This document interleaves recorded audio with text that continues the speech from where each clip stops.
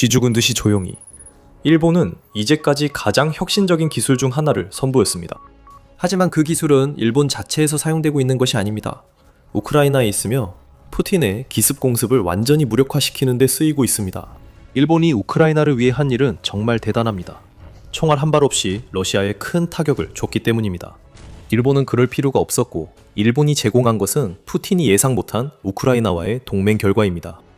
우크라이나 상공이 그 어느 때보다 더 많은 러시아의 샤이드형 드론들로 오염되고 있는 가운데 일본의 대기업과 우크라이나의 여러 드론 개발 업체 중 하나가 파트너십을 맺었습니다. 약 10년 전에 설립된 테라드론 주식회사는 일본에서 가장 큰 기술 기업 중 하나입니다. 650명의 직원을 보유하고 도쿄 증권거래소에 상장된 이 회사는 성장 중인 기업으로 방위산업 진출을 발표했으며 결정적으로 전체 매출의 약 60%를 일본 외부에서 구축한 제휴를 통해 벌어들이고 있습니다. 우크라이나는 중요한 역할을 합니다. 최전선 도시 하르키우에는 어메이징 드론즈라는 회사가 있습니다. 설립 방식만 놓고 보면 테라드론 코퍼레이션과는 완전히 다르다고 할 수 있습니다. 테라드론이 이윤을 추구하는 욕망에서 탄생한 기업이라면 어메이징 드론즈는 우크라이나가 결코 원하지 않았던 전쟁의 불길 속에서 만들어진 회사입니다. 하지만 어메이징 드론즈는 성장했습니다.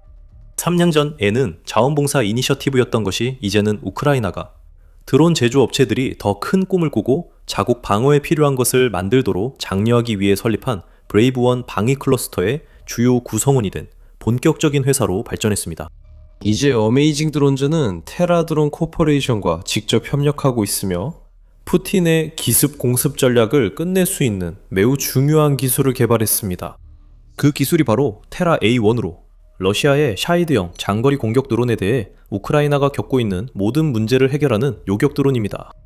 어메이징 드론즈의 창립자인 막심 클리멘코와 테라드론의 창립자인 토로 투카시가가 2025년 방위 전시회에서 만난 것을 계기로 탄생한 테라 A1은 대드론 방어에서 압도적인 성능을 자랑합니다. 최고 속도는 시속 300km, 약 186마일에 달하고 사거리는 최대 35km, 즉 20마일이 조금 넘고 이 요격 드론은 러시아의 샤이드 드론을 상대하는 데 필요한 속도와 사거리를 제공합니다. 이 드론은 초기 감시부터 표적 탐지, 그리고 최종 요격까지 요격 임무의 전체 과정을 단 한 번에 15분 비행으로 수행할 수 있습니다. 속도의 중요성을 과소평가하지 마세요. 테라 A1은 공격 드론에서 기대할 만한 탄도 같은 무장을 탑재하지 않아 화력 면에서는 부족할 수 있지만 러시아의 일반적인 샤이드형 드론보다 시속 100km, 약 62마일 더 빠르다는 점으로 그 부족함을 충분히 보완합니다.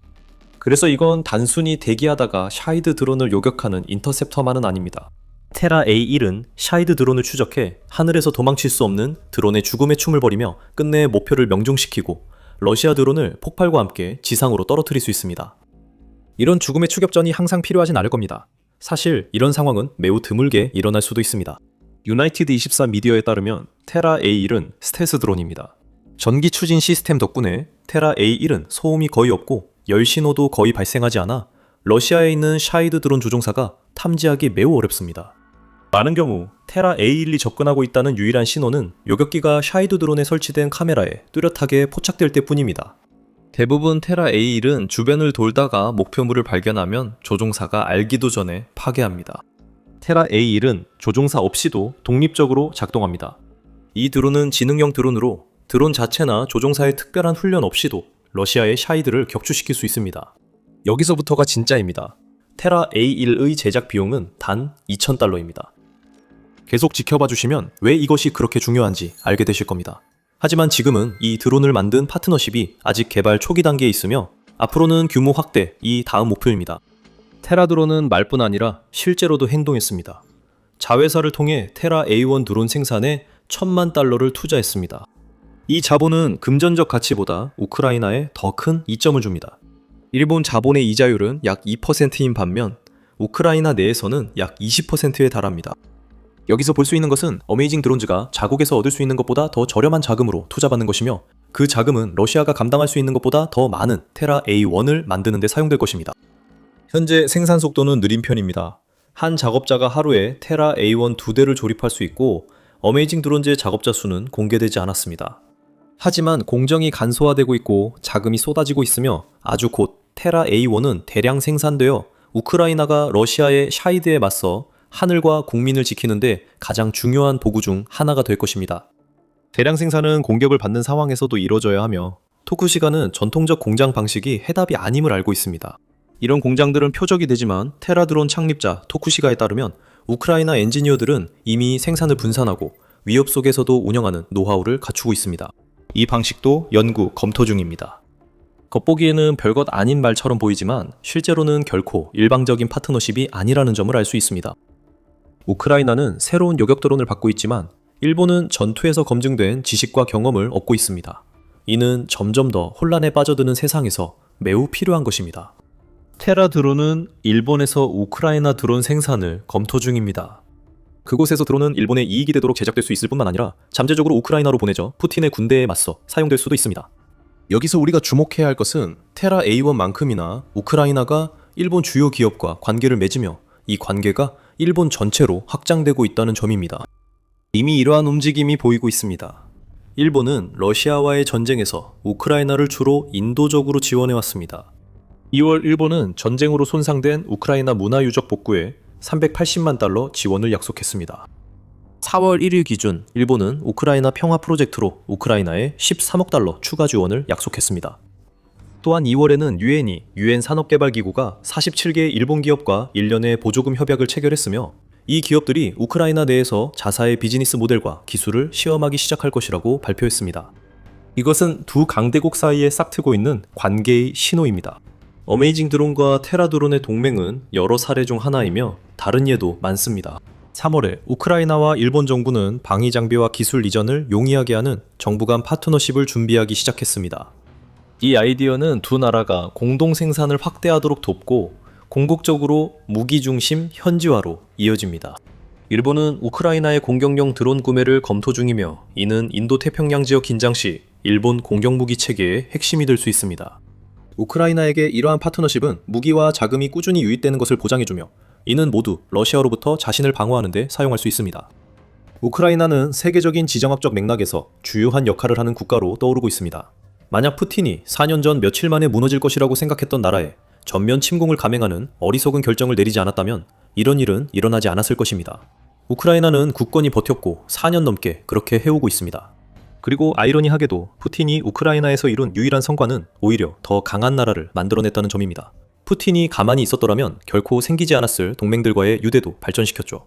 하지만 이 주제는 나중에 다시 다루겠습니다.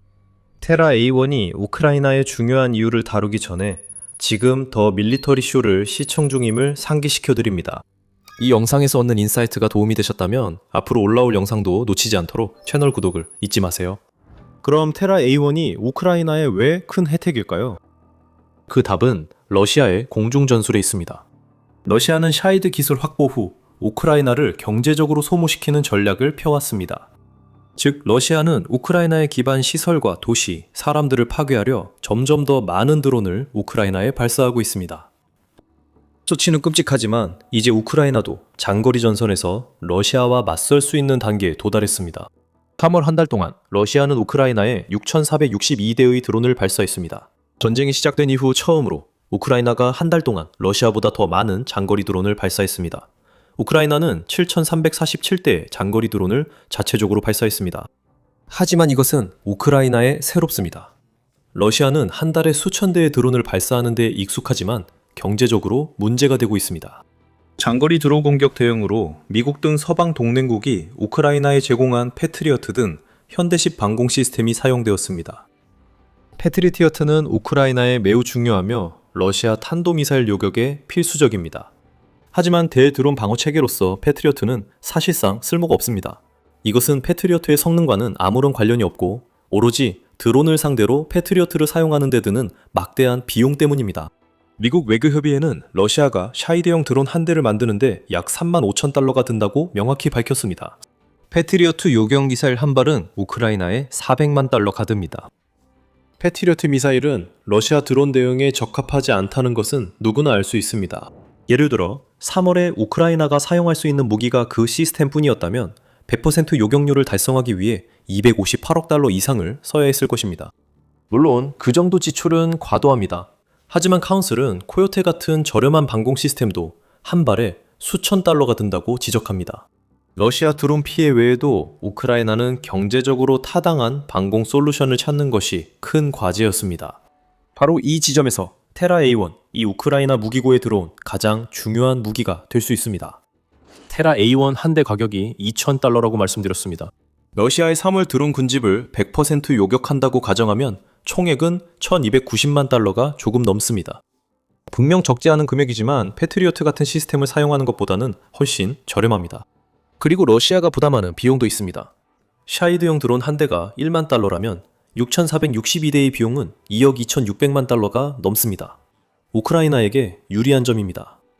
테라 A1 등 무기로 우크라이나는 방공망 유지에 힘들었지만 이제는 러시아가 공습할 게마다 우크라이나의 대응 비용보다 푸틴의 공격 비용이 더 크다는 점을 알게 됐습니다. 또한 테라 A1 같은 기술 덕분에 우크라이나와 일본은 미국이 이란에서 하는 사례를 들어 패트리어트보다 더 좋고 저렴한 무기가 있다고 주장할 수 있는 추가 이점도 있습니다. 미국도 그런 무기가 미국에도 필요합니다. 미국의 이란 내 행동은 비효율적입니다. 3월 20일 유나이티드 24 미디어는 이란의 샤이드 드론 대응을 돕기 위해 중동에 파견된 우크라이나 드론 전문가들의 발언을 보도했습니다. 교관들은 미국이 단일 공중 위협 제거에 패트리엇 미사일 최대 8발을 쓰는 것을 봤습니다.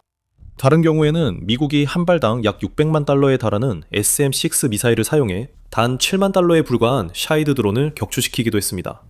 앞서 이런 방식은 우크라이나에게 지속 가능하지 않다고 말씀드렸죠. 막대한 군사 예산을 가진 미국도 마찬가지입니다. 일본과 우크라이나의 이번 협력은 양국이 미국과의 관계를 강화하는 데 도움이 될 수 있습니다. 잠시 요격 드론 얘기로 돌아가겠습니다. 최근 몇 달간 우크라이나 방공 전략을 주목한 분들은 요격 드론 개념이 새롭지 않다는 걸 아실 겁니다. 우크라이나는 이런 종류의 드론을 몇 달째 사용해 왔으며 그 효과는 매우 뛰어난 것으로 입증되었습니다. 프라우다는 3월 3일 기사에서 이런 종류의 드론이 우크라이나에 얼마나 효과적인지 보도했는데 이 기사에 따르면 요격 드론이 2월에 모스크바가 키이우에 발사한 샤이드형 공격 드론의 70%를 격추시켰다고 밝혔습니다. 우크라이나 전역에서 요격 드론이 러시아 공격 드론의 30%를 격추하고 있습니다. 우크라이나군 총사령관 올렉산드르 시르스키는 이런 종류의 드론이 우크라이나에 가져온 변화를 강조하며 기상 조건이 크게 악화되고 타격 능력이 부족했음에도 불구하고 2월에는 소규모 방공의 성능이 저하되는 것을 허용하지 않았다고 밝혔습니다. 지난달 우리 요격 드론은 약 6,300회의 출격을 실시해 다양한 종류의 러시아 무인기를 1,500대 이상 파괴했습니다. 이 기술이 아직 상당히 새로운 것임을 명심해야 하지만 우크라이나는 이를 적극적으로 도입해왔습니다. 우크라이나 국가안보국방위원회는 2026년에 우크라이나의 요격 드론 국내 생산량이 2025년에 비해 이미 8배 증가했다고 밝혔습니다. 현재 20개 이상의 우크라이나 기업들이 이 분야에서 활동하고 있으며 우크라이나가 생산하는 드론의 임무 성공률은 60%를 넘습니다. 하지만 시에르스키의 수치에 따르면 그렇지 않은 것 같습니다. 위원회는 요격 드론 사용과 샤이드 파괴 수를 직접 비교한 것이 아니라 전체 요격 드론 배치 수를 언급한 것일 수 있습니다. 어쨌든 요격 드론이 우크라이나가 적극적으로 개발을 추진하고 있는 주요 기술이라는 점은 분명합니다. 지금 우크라이나 상공에서 우리가 보고 있는 것은 그 기술 개발의 초기 단계입니다. 테라 A1E 그 다음 진화 단계입니다. 빠르고 자율적이며 저렴하고 일본 기업과의 협력을 통해 제작되어 우크라이나에 훨씬 더 많은 가능성을 열어줍니다. 곧 이 시스템은 다층 방공망에 포함되어 다른 시스템이 러시아 미사일을 막는 동안 샤이드형 드론을 근거리에서 방어합니다. 이 모든 것에는 더 넓은 의미가 있으며 우리는 영상 초반에 그것들에 대해 언급한 바 있습니다. 이번 새로운 협력에서 우리가 보고 있는 것은 푸틴이 우크라이나에서 이른바 특별 군사작전을 시작할 때 원했던 것과는 정반대의 결과를 또 한 번 보여주는 사례입니다. 그 작전은 우크라이나를 지도에서 지우는 것이 목적이었지만 4년간의 전투 끝에 일어난 일은 푸틴의 전쟁이 지정학적으로 우크라이나를 그 어느 때보다 더 강하게 만들었다는 것입니다. 우크라이나와 일본의 긴밀한 협력은 한 예에 불과합니다. 양국 모두 푸틴의 침공이 우크라이나를 세계 최고의 드론 혁신국으로 만들기 전에는 존재할 수 없었던 방위 협력의 상호 이점을 보고 있습니다. 우리는 우크라이나와 세계 파트너들 간에도 유사한 관계가 형성되는 것을 보고 있습니다. 중동에서 우크라이나는 여러 걸프국과 10년 방위 협정을 맺었고 이들 국가는 러시아가 우크라이나에 쏘아보내는 드론의 기반이 된 이란 샤이드 드론 대응책을 모색하고 있습니다. 우크라이나의 유럽연합 가입은 일부에서 2027년쯤 이뤄질 것으로 예상되고 있으며 이는 이미 우크라이나 방위에 크게 기여해온 유럽연합과의 관계를 더욱 강화시킬 것입니다. 우크라이나의 드론 덕분에 이 모든 것이 가능해졌습니다. 사우디아라비아와 카타르 같은 나라들은 과거에는 우크라이나와 방위 분야에서 협력하는 것을 전혀 고려하지 않았을 것입니다. 그럴 필요성을 느끼지 못했기 때문입니다. 일본도 마찬가지입니다. 우크라이나 대통령 볼로디미르 젤렌스키는 이미 지난 2월에 우크라이나가 해상 드론과 요격 기술을 일본과 공유할 준비가 되어 있다고 선언했으며 테라 A1은 그 기술 공유의 산물일 가능성이 높습니다. 이 국가들은 자체 개발 또는 미국 등 파트너로부터 현대 군사 기술을 갖췄습니다. 이제 우크라이나가 이들 계획의 핵심 역할을 합니다. 이상하고 우회적이지만 그 이유는 푸틴입니다. 그의 전쟁이 우크라이나를 지정학적으로 더 강하게 만들었습니다. 그리고 그 강화는 푸틴 집권 이후 러시아 영향력이 가장 약해진 시기에 이루어졌습니다. 2026년 푸틴은 베네수엘라 전 독재자 니콜라스 마두로가 권력에서 물러나는 것을 목격했습니다. 이로써 동맹국 하나를 잃었고 이란 혼란으로 러시아는 알리 호메이니 동맹도 잃었습니다. 그러나 에피퓨리 작전이 정권 교체에 성공해 러시아의 걸프 영향력이 약해질지는 미지수입니다. 우크라이나는 이 지역에서 가장 강한 입지를 확보하고 있습니다. 러시아는 우크라이나에서 장비를 소모하며 무기 신뢰도마저 잃고 있습니다. 광고와 달리 러시아 무기가 강력하지 않다는 점이 점점 드러나고 있기 때문입니다. 러시아의 이전 무기 구매국들 중 더 많은 나라들이 다른 공급업체로 눈을 돌리고 있습니다. 모스크바 타임즈는 3월 9일 러시아의 무기 수출이 지난 5년 동안 64% 감소했다고 보도했습니다. 그것은 단순히 러시아가 자국에서 생산하는 무기가 더 많이 필요해서만은 아닙니다. 인도와 중국 같은 고객들이 덜 구매하고 있기 때문입니다. 이런 상황에서 우크라이나가 조만간 그 일원이 될 수도 있는 유럽연합 회원국들은 러시아의 4배 무기를 판매하고 있습니다.